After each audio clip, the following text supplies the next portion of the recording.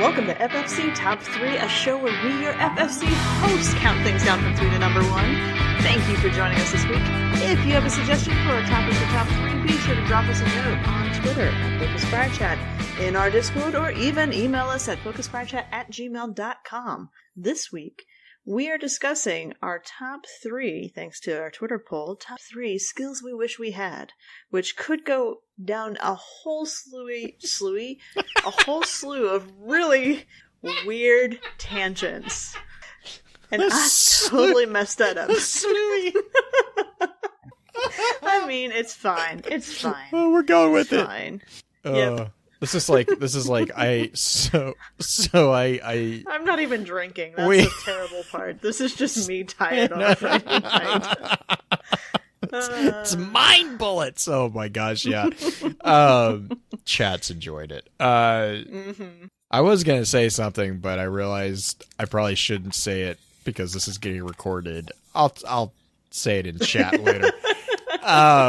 No, it's literally we have someone who shall not be named, who I work with, who is incapable of saying another word correctly, but it's one of those situations where they don't realize that they're not saying it right. Oh no.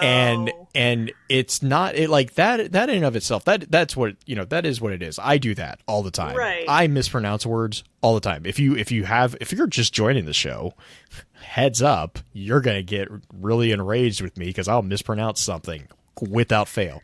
But when I mispronounce something, I'm like, I'm pretty sure I just effed that up. Like, I'm pretty sure that that's not the way it is. Right. No, this person, 100% committed to this is the way you pronounce this word. And the problem is that ultimately it's a word that's an integral part of their job position. So they are constantly saying it in meetings with all levels of management and all this stuff. And it's like every time I sit there and it's just one of those things is don't laugh. No. Well, now where our team is growing and we have me, myself, and then another one of our business systems analysts who's he does what I do for one of the other programs that we acquired, but he has the exact same personality as I do. And we'll sit across the table, and whenever this conversation happens, it's just both of us are looking at each other going, don't laugh. It's just I had a boss who actually would say popular sayings incorrectly. I don't know if she knows what the sayings are. My favorite one was water under the fridge. And I'm sitting there just... I have laughed a few times. It's just, you can't. It's just, and she says it so matter-of-factly. It's like, oh yeah, that's just water under the fridge. Water under the fridge. You know what they say? People in glass houses stick chips. Chips. Oh my God, I love Doc. That's Doc. Make like a tree and get out of here. So one of our skills should be actually sticking to the script. Oh my gosh. No, my first one, my number 3 for this one is actually the ability to draw. I can draw okay. I draw inanimate objects really well. I can draw stuff abstract images. I can draw that pretty well, but when I have a lot of stuff that in my head, that imagination, and all this stuff. And I really wish that I would either be able to find the time. I know this is a learnable skill, so don't hate me for saying this, but that is a skill that is just beyond my comprehension. It feels is the ability to draw realistic figures. Oh, really? I can, if I took the time, I can do it. But to just sketch it, when you see the just casual sketches of people and they're like, oh, I'm rusty. I'm like, that rusty is beyond anything that I could do in 3 days time of just dedicated drawing. I wish I had and I understand it's just a time, it's practice, it's infinite practice, which, people who the professional artists, who are out there who I absolutely adore following on social media, because that's where you get to see like the quick dirty sketches and stuff like that. That's really cool. I just like in my head I have like a lot of different things that, you know, whether it's stories or, you know, interpretations of things that I just wish I could, you know, I could just sit there and draw, because if I could do that, it would just be so much easier to explain. And then I wouldn't also have to bug people, you know, if I ever want it commissioned or whatever. I could just do it, like, because like, I don't know, it's like there's just like this level of imagined events and like stories that are in my head that trying to translate into words is really it neuters the impact, I think, of what the imagery is in my head. But I can't express it in an artwork. Like I can't express it in an image. Okay, so that is actually kind of one of my also rants. I can recreate, like if you give me an image and tell me to sit down and draw that image. Yes, I can do that as well. Copy it. Yeah, I can do that. That does not like that's my problem. My problem is pictures of people. Yeah, done that, my problem is doing that right. But like, and it's not like I can't. It's weird, right? It's not that I can't picture it. I can picture it perfectly in my head. I just can't, like, it gets stuck in the translation from that mental image into the actual sketching. Whereas, like, if you give me a picture, it's like, oh, I'll just copy, you know, whatever, blah, blah, blah, blah. Yeah, no, that's like my number 3. It's because that's like, I'll find myself, and it's like, it's like a weird version of writer's block. Because it's like, I have not knowing where to begin. Right. Like I have so much information that I want to convey that words will not do. And that's why I love graphic novels and stuff like that, is because you can tell stories. You can tell stories so much more powerfully in imagery. Mm-hmm. Definitely. My number 3 is not using fine motor skills so much as it is, only, I mean, there's some to it. It's free climbing. I'm moving to Colorado. Yeah. It's, like I've done climbing where you have now I can't think of a belay and everything. Yeah.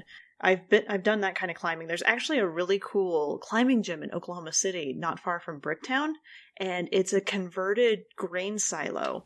So what they did is they took the inside.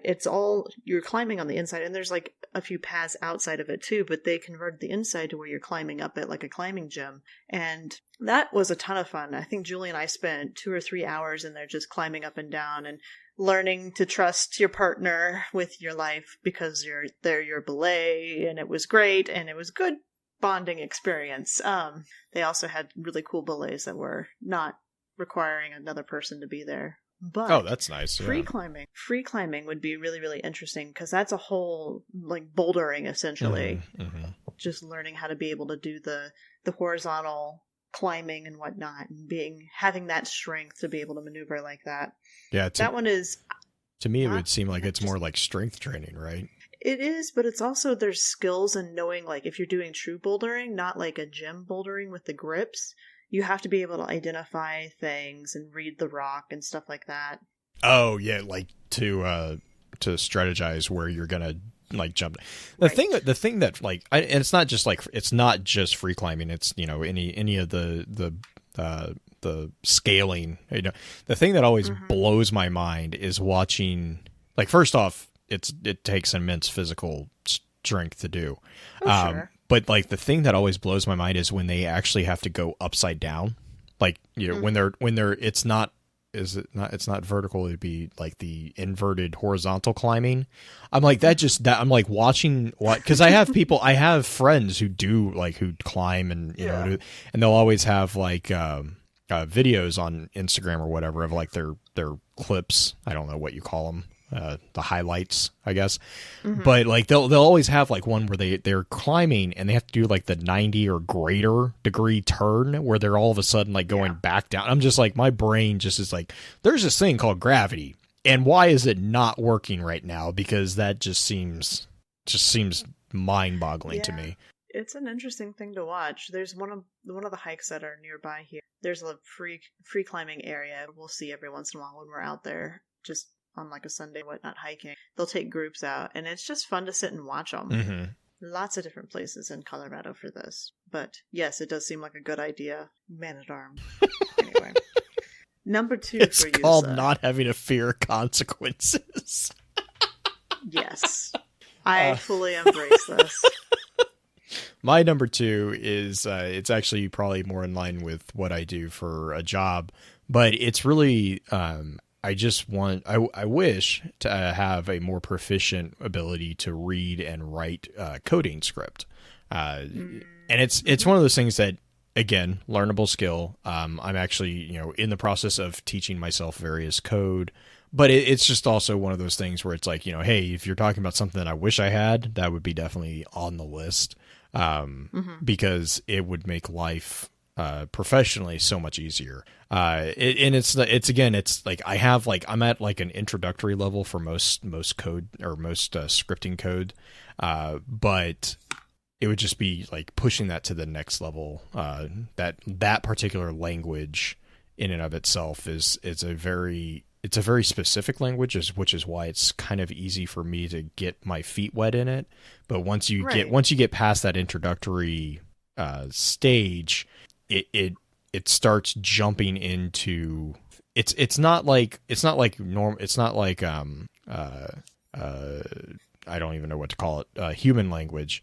It's all logic based, but the nuance of the syntax is a little bit alien when you're used to particular like English. It's very logical, and so you have to know not just the syntax but all the current terminology, which changes all the time. And Pins is saying that in chat. It's like this really weird confluence of artwork and logic, right? Like it's really weird like that.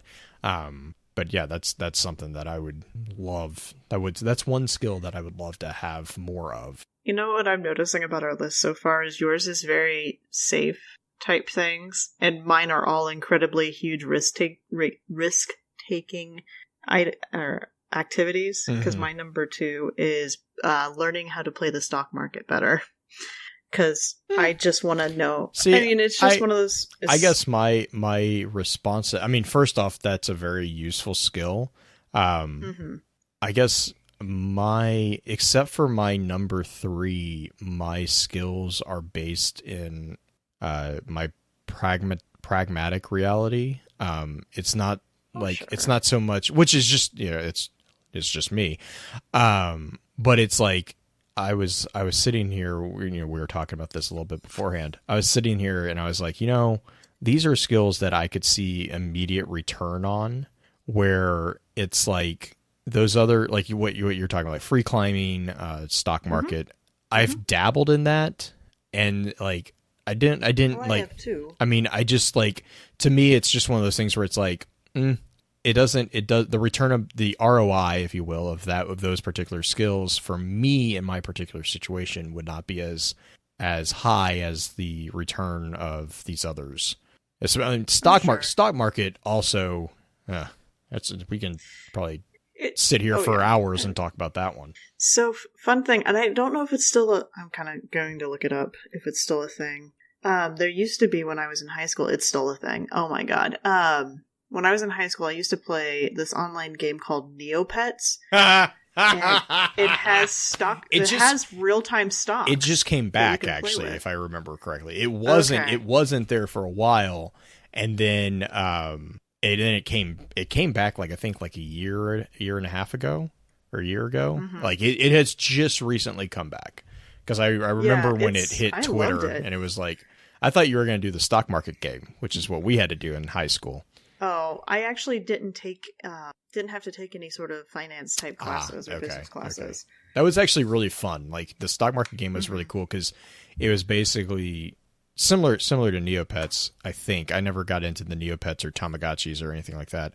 But with the stock market game, you actually took like the Wall Street Journal and Dallas Morning News and stuff. Like you actually took you took legit stock markets, and you basically had an internal sheet where your class was like, hey, we have this X amount of money, and by the end of 6 months, how much money, if you follow the rules of the stock market, how much money can you walk away with? So it's like you actually used real-time information to kind of mess around with. It was a fun little experiment. Definitely. I think that's kind of how Neopets was built too. The stock market aspect was not the main part of the game. It was just one aspect of it. But it was actually where I spent the most of my time back in high school, ironically enough. Anyway, we're up to number 1, sir. My number 1 is very similar to my number 2, which, I kind of hinted at. But mine would actually be getting better at picking up languages in general. Speaking languages, not coding languages. It's one of those things where I think that there is a lot to be learned from various cultures, just both contemporary and ancient. And I think that if I was able to actually read the source material instead of relying on other people's translations, because there's a lot that gets lost in the translation. There's a lot that, when you translate, ancient Greek into English, there's a lot that gets dropped as part of that. And so sure. if I could figure out a way to get my brain to understand that piece, because picking up languages has always been yes, Screwball, I would kill for a Babelfish. So here's an interesting thing about the learning languages aspect is the majority of people, once you get past a certain age, it's very difficult to pick up new phonemes. Yes. Which are the sounds that our languages are built off of, and English misses a lot of phonemes that other cultures use. So the thing that my voice teacher used to tell me is that turn on audiobooks from other languages and just leave them on at night while you're trying to sleep. Oh, don't try to understand them. Just yes, just absorb the sounds, just like learning as a child. And you'll start to pick up the nuances and start to learn those. I'm gonna go creep out my wife and turn on audiobooks. There is. We're gonna listen to The Dark Tower, Spotify, The Wizard in Glass. Let's see. Let's listen to the Wizard in Glass in I don't know, German. That sounds like a peaceful language, right? Let's do that one. No, for as far as a serious answer to this, Spotify, if you go down into the word section, I'm just going to bypass it. I'm bypassing this. Rita, is it Rita? Oh, Rhea. Yeah. Rhea. God, she can. No. If you go to Spotify in the word playlist, there are playlists within there that have learn German, learn that, but there's also German literature, Russian literature, French literature, and it'll be famous books like Les Miserables and stuff like that you can listen to in the original language. Anyway, yeah. Wizard in Glass. Ancient Latin. That was the last. Ancient Latin books to fall asleep to. All right, let's go get the Necronomicon, and we're gonna go. Don't open this book. let's talk about Cthulhu. Yeah, let's talk about Cthulhu and the Nameless Ones. Oh God, could you imagine what the Nameless Ones would sound like in Latin? Yes, I'm going to totally go look it up now. I don't think they have that. I would be really surprised. Anyway, I mean, you would. It would just be. It wouldn't be like ancient Latin. It would be contemporary, modernized. Yeah, modernized. But oh man. Chat was talking about dangerous things to do. My last one is actually dangerous in so much that I would be that dummy who would do it wrong and end up searing my lungs. But glass blowing is a skill that I think would be really fun to learn. That's I've watched it. Yeah, I was about to say Netflix. Netflix just did a miniseries on it. Yeah, there's that. But I've actually, ironically enough, in Kansas, the community college that was nearby actually had a glass blowing class that would meet at the high school. Oh, cool! And they would throw the glass. I guess it's not called throwing. Blow the glasses. Right. I don't know. It's an awkward thing to say. But I was able to go and visit a few of those classes and just watch them work up close and personal. Essentially, I was 6 feet from it. Or if you go to Seattle and go to by the Space Needle, it is the Chihuly Museum. Chihuly is an amazing glass artist who does these incredibly large sculptures where part of the things he has when he was blowing them and whatnot and would make them, he would stand in this warehouse. He'd be on the essentially the roof of this warehouse with the ceiling is opened up, and he would swing the glass down, so you would get 8, 9, 10 foot spikes that he would use. That's awesome. It's super neat. There's a location out by Estes Park, actually, that does a lot of glass blowing too, that we would go to all the time. The Chihuly Museum is really neat, though. That one's at the base of Space Needle, and then the workshop is in Portland. Okay. Yeah, I'll have to look that up. That's really cool. Glass blowing is one of those like really weird, scientific, almost alchemical like art forms. That's just, it's absolutely fascinating. Again, kind of similar to some the other like stuff. Glazing pots and stuff like that. That's all chemical reactions. Right. Yeah. My grandmother actually did all of that. She was a huge she was a huge artist, like fan.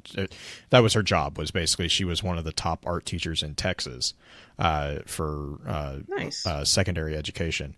But she like her, I have like, I'll have to show, I'll send you pictures sometimes, because like I have like all this like just random stuff that she did. And it was always like we'd always joke with her, because she's like, oh, I'm just going to try this out. And she would like, set aside like 6 or 8 months of her life, and she would go and learn how to do, like calligraphy, Japanese calligraphy, whatever. And she'd come back and she'd be like, oh yeah, well, I'm not really good, but blah, blah, blah. And it's same as me watching other people, and like what I was saying about the drawing thing. It's like, I'm like, and it was Oma, because we're German. So it was like, I was like, Oma, you're not good is beyond like it just, her ability to visualize that stuff. She dabbled in stained glass. So she actually went to a place that taught her how to make stained glass in the same fashion as they did during the medieval era. She didn't want to do it. She didn't want to do the modern soldering. She wanted to do like the old lead, whatever. And so she actually did that. And we have just like random pieces of things that she would have just been, she never threw anything out, but it would have been the equivalent of just someone being like, oh, okay, I'm done. I don't need that anymore. Like, just like random stuff. And like, she would do sketches and studies and all that, like just crazy. But yeah, she did a whole stint of glass blowing, and she was the one that we would go over, and she had an actual one of those hexagon kilns in her house. And so she'd be like, okay, this weekend we're gonna do pottery, and she would teach all the grandkids. She would make us like do all these different things, and then she'd show us like the stuff you're saying right now is like the chemical stuff of like, if you put this particular chemical or this particular powder on the pottery, and then you put it in the glaze, and you bake it for X, blah blah blah. And we get some like, and eat like, I always attributed it more to her skill than anything that we would do, because like she would always manage to make the crazy nonsense that even as little kids we would come up with. She would always make it actually look good. Like it was insane to me how many times it was like, that should probably explode, because there's nothing that we actually did, like, because kilning is like really weirdly an exact science, and she was really good at it. She was like really good. I don't know, like that's to me, but yeah, glass blowing. She was actually the one who introduced us to that whole world. She was like, no, this is. I can't remember when it was, but that was when she was like, I'm gonna go learn how to blow glass, and it was like, you're gonna what now? Like, you're gonna what? Of course. And she's like, yeah, here, I'll show you. And I was like, huh, okay, so that's a thing. But yeah, no, it's, yeah, I blame her for my random fascinations with like doodling and just like art in general, because she was the one that we would go over, and her entire thing was just draw. Like just sit down and just draw.